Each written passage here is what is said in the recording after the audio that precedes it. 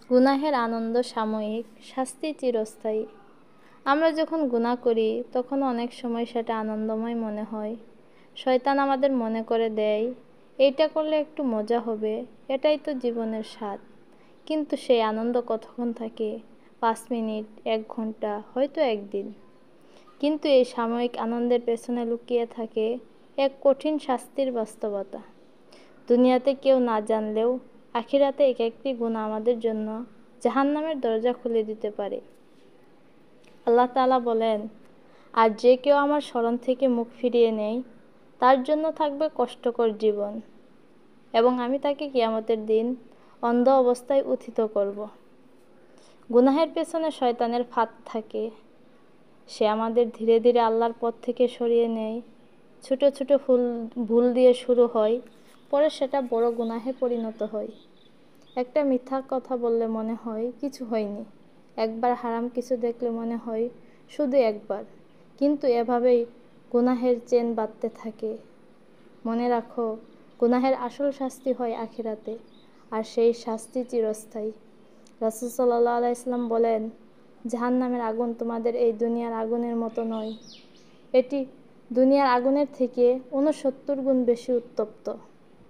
তুমি যদি জানো একটা ছোট গুনাহ তোমাকে আল্লাহর কাছে অপছন্দনীয় করে তুলতে পারে, তাহলে কি সেই আনন্দের জন্য নিজেকে চিরস্থায়ী শাস্তির মুখোমুখি করবে? আমরা ভুল করি, কিন্তু আল্লাহ দয়ালু। যদি তুমি তওবা করো, ফিরে আসো, তাহলে সেই গুনাহ মাফ করে দেন। তিনি অপেক্ষা করেন তুমি কখন কাঁদবে, কখন ক্ষমা চাইবে। কোরআনে আল্লাহ তাআলা বলেন, হে আমার বান্দারা, যারা নিজেদের উপর সীমালঙ্ঘন করেছ, তোমরা আল্লাহর রহমত থেকে নিরাশ হইও না। নিশ্চয়ই আল্লাহ সমস্ত গুনাহ মাফ করে দেন। আসো ভাই, আসো বোন, ফিরে আসি আল্লাহর পথে। সাময়িক আনন্দের জন্য চিরশাস্তির পথে চলা কি বুদ্ধিমানের কাজ? আসুন আমরা গুনাহ থেকে বাঁচি, তওবা করি, ইস্তেগফার করি, নামাজ পড়ি, ভালো কাজ করি। এই জীবন অল্প সময়ের জন্য। কবরের জীবন, হাসরের দিন, জান্নাত বা জাহান্নাম, এটাই চিরস্থায়ী। গুনাহের আনন্দ এক পশলা বৃষ্টির মতো। মনে হয় শান্তি, কিন্তু তলদেশে জমে যায় আযাবের জলোচ্ছ্বাস। তোমার একটি চুরি, একটি হারাম চাহনি, একটি অন্যায় কথা যদি তোমাকে জান্নাত থেকে বঞ্চিত করে, কেমন হবে?